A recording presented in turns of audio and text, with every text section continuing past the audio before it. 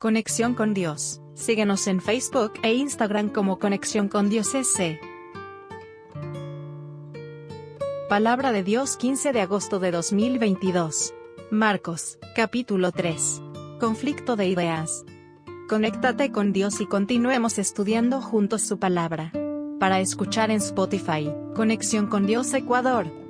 Jesús fue otra vez a la sinagoga, y había allí un hombre que tenía un brazo seco, y estaban observando cuidadosamente a Jesús para ver si le curaría en sábado, para presentar una acusación contra él. Jesús le dijo al hombre que tenía el brazo seco: «Levántate, y ponte aquí en medio de la congregación».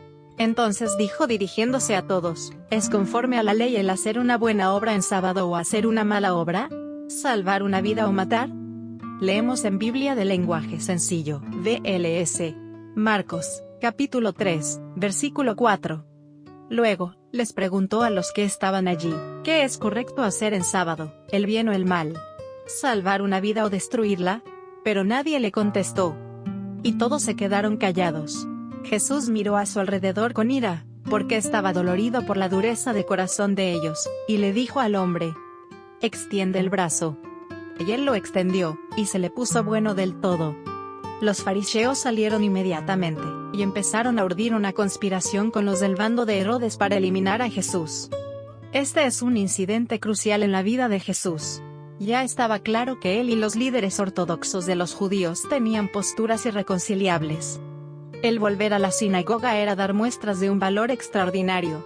Era la acción de un hombre que rehusaba buscar su seguridad, y que estaba decidido a arrostrar una situación peligrosa. En la sinagoga se encontraba una delegación del Sanedrín.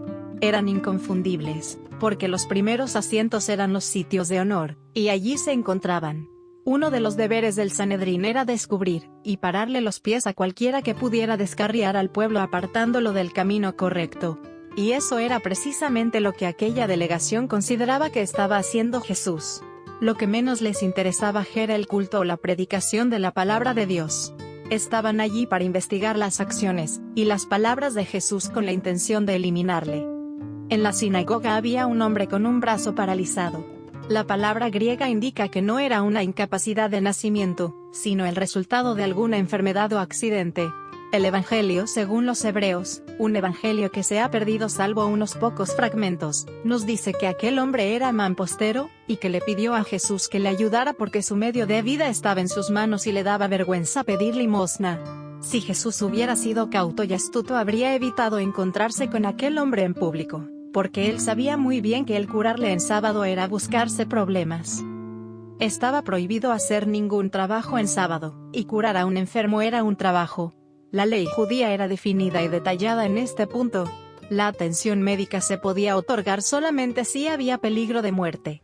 Para dar algunos ejemplos, se podía ayudar el sábado a una mujer que estuviera de parto, se podía tratar una infección de garganta, si se le caía un muro encima a alguien, se le podía descubrir lo suficiente para ver si estaba vivo, se le podía ayudar, pero si estaba muerto, se dejaba allí el cuerpo hasta el día siguiente. No se podía entablillar una fractura.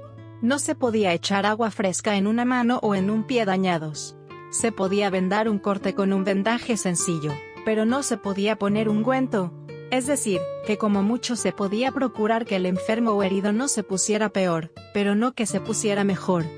Nos es sumamente difícil comprender una actitud así.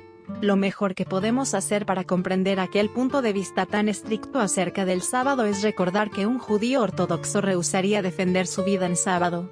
En las de los macabeos, cuando se inició la resistencia, algunos de los rebeldes judíos se refugiaron en cuevas.